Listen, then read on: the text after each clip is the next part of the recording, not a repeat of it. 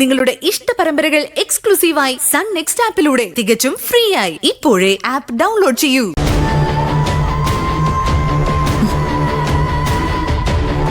Madam, ക്ലയന്റ്സിന്റെ file ആവശ്യപ്പെട്ടിട്ട് എത്ര ദിവസമായി?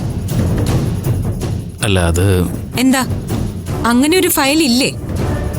അതോ അത് തരില്ല എന്നുള്ള വാശിയാണോ? കുര്യച്ചൻ, ഞാൻ ആവശ്യപ്പെട്ട ആ ഫയല് വെറും 5 മിനിറ്റിനുള്ളിൽ എന്റെ ഈ ടേബിളിൽ ഉണ്ടാവണം. അല്ലെങ്കിൽ കുര്യച്ചൻ പിന്നെ ആ സീറ്റിൽ ഉണ്ടാവില്ല. പറഞ്ഞത് കേട്ടല്ലോ. ശരി മാഡം.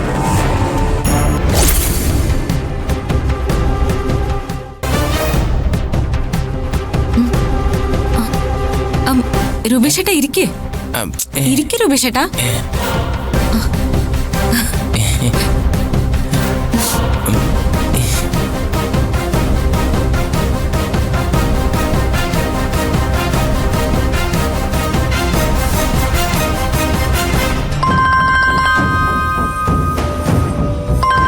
കുര്യച്ചനാണല്ലോ.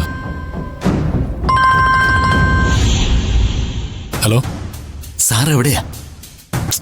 എന്താ എന്തൊരു കുര്യച്ച? സാറേ, ഇവിടെ ആകെ പ്രശ്നമാണ്. പ്രശ്നം? എന്ത് പ്രശ്നം? കാര്യം പറ. സാർ, ദർശന മാഡം വീണ്ടും ആ ക്ലയൻസ് ഫയൽ ആവശ്യപ്പെട്ടിരിക്കുക. അതാണോ കാര്യം? അതവള് ചോദിച്ചോണ്ടേയിരിക്കും. നമ്മൾ എന്തെങ്കിലും ഒഴിവ് കഴിവുകൾ പറഞ്ഞ് ഇങ്ങനെ മുന്നോട്ട് കൊണ്ടുപോകും. അങ്ങനെയല്ല സാർ, മാഡം വളരെ ചൂടായിട്ട് നിൽക്കുക. 5 മിനിറ്റിനകത്ത് ഫയല് മാഡത്തിന്റെ മേശപ്പുറത്ത് എത്തിയിരിക്കണമെന്നാ ഓർഡർ. ഹേടോ, താനെന്താ ഭയന്നു പോയോ?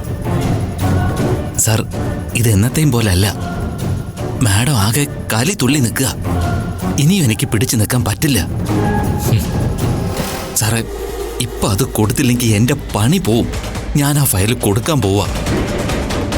എന്നാ താനത് കൊടുക്കണ്ട. അവളെന്താ ചെയ്യാന്ന് ഞാനൊന്ന് നോക്കട്ടെ. അവൾക്ക് ഈ പവിത്രന്റെ യഥാർത്ഥ സ്വഭാവം എന്താണെന്ന് അറിയില്ല. സാർ എവിടെയെങ്കിലും പോയി നിന്നിട്ട് ഫയൽ കൊടുക്കണ്ടെന്ന് പറഞ്ഞിട്ട് കാര്യമില്ല. നിങ്ങളൊക്കെ അവസാനം ബന്ധുക്കളും സ്വന്തക്കാരും ഒക്കെ ആവും. എന്നാ ഞാൻ അങ്ങനെയല്ല. ഇവിടെ ദർശന മാഡം ആകെ കലി തുള്ളി നിൽക്കുക.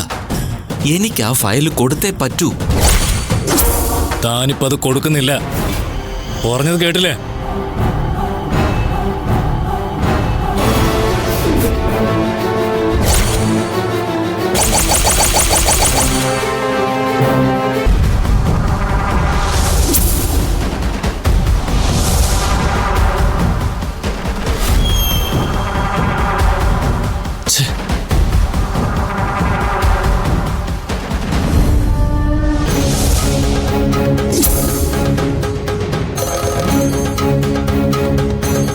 എന്താ മോനെ പവിത്ര, ആകെ പുകഞ്ഞു തുടങ്ങിയല്ലേ? ഇത് രണ്ടും തുനിഞ്ഞുള്ള വരവാ. പുകമറയ്ക്കുള്ളിലെ പലതിനെയും പുറത്തേക്ക് പുകച്ചു ചാടിക്കാനുള്ള വരവാ. അളിയ, പുകമറയ്ക്കുള്ളിൽ കയറിയ പലരും ഒന്നും കാണാനാവാതെ ശ്വാസം മുട്ടി മരിച്ച ചരിത്രവുമുണ്ട്. അവള് കളിക്കുക, അധികാരം വച്ചുള്ള കളി. ഇത് അവസാനിപ്പിച്ചേ പറ്റൂ. ഇന്ന് എനിക്കാണെങ്കിൽ നാളെ അളിയനാണെന്നുള്ള കാര്യം മറക്കണ്ട. ഇത് വെറും പുകയിൽ തീരില്ല. അവളുടെ ശരീരം വിറകുകൊള്ളിയിൽ അമർന്ന് കത്തുമ്പോ മുകളിലേക്കുയരുന്ന ആ കട്ട പുകയില്ലേ, അതിലേ ഇത് തീരൂ.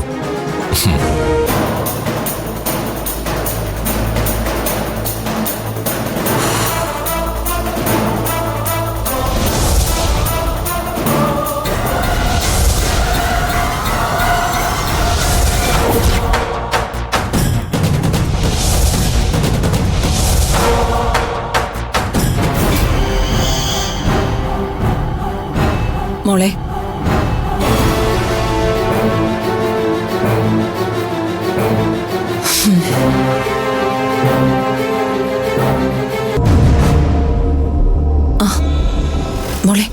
ദേ അപ്പച്ചി വരുന്നുണ്ട്. ശ്രേയ മോളെ. അപ്പച്ചി വേണ്ട, മോൾ അവിടെ ഇരുന്നോളൂ. ഇപ്പൊ എങ്ങനെയുണ്ട്? കുറവുണ്ട് അപ്പച്ചി. സാരമില്ല, ഇതൊക്കെ അങ്ങ് മാറും. മോള് വിഷമിക്കണ്ട. ചേച്ചി ഇരിക്കെ.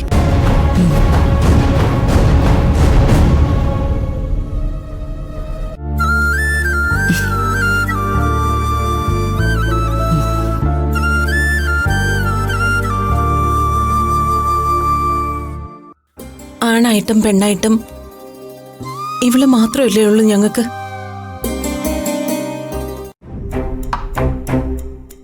നാളെ ഒരാളിന്റെ കൂടെ കെട്ടിച്ചു വിടേണ്ട പെണ്ണ. ഇതിനെക്കുറിച്ചുള്ള ചിന്തയില് ഞാനും പവിയേട്ടനും മനസമാധാനായിട്ടൊന്നും ഉറങ്ങിയിട്ട് പോലും ഇല്ല. ചേച്ചിക്കറിയോ? അവള് ആ ദർശന, അവൾ ഒരുത്തി കാരണമായതൊക്കെ. ഏതായാലും ഇത്രയല്ലേ സംഭവിച്ചോളൂ എന്ന് ആശ്വസിക്കാം. ചേച്ചി ഒന്ന് ആലോചിച്ച് നോക്കിയേ. ഇത്രയും നാളും ഞങ്ങൾക്കൊന്നും ചേച്ചിയോട് ഇഷ്ടമില്ലാത്തതുകൊണ്ടാണോ ചേച്ചിയുടെ പിറന്നാൾ ആഘോഷിക്കാത്തത്?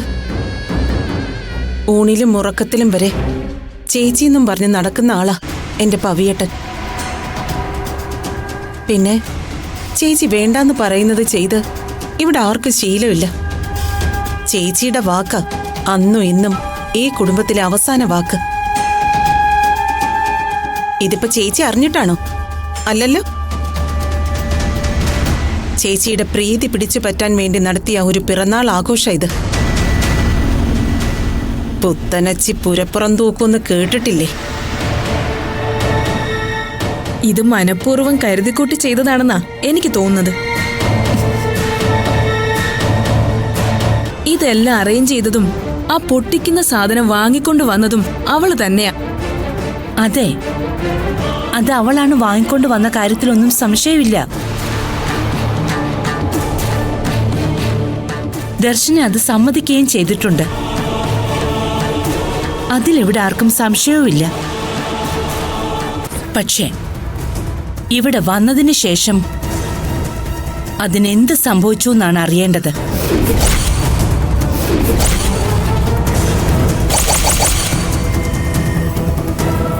എനിക്കിത്രയും പരുക്ക് പറ്റി. പിന്നെ ശ്രേയമോളുടെ കണ്ണിങ്ങനെ ആയത് ഏതോ കെമിക്കൽ കൊണ്ടാണെന്നല്ലേ ഡോക്ടർ പറഞ്ഞത്. കടയിൽ നിന്ന് വാങ്ങിക്കൊണ്ട് വന്നതിൽ എങ്ങനെ കെമിക്കൽ കണ്ടന്റ് വന്നു? അതിന്റെ സത്യം എന്താണെന്ന് അറിയണം. അറിഞ്ഞേ പറ്റൂ.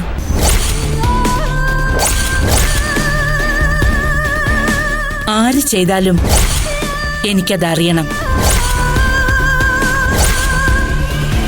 ദർശനയാണ് അത് ചെയ്തതെങ്കിൽ അവള് പിന്നെ ഈ മരവത്തൂർ തറവാട്ടിൽ ഉണ്ടാവില്ല.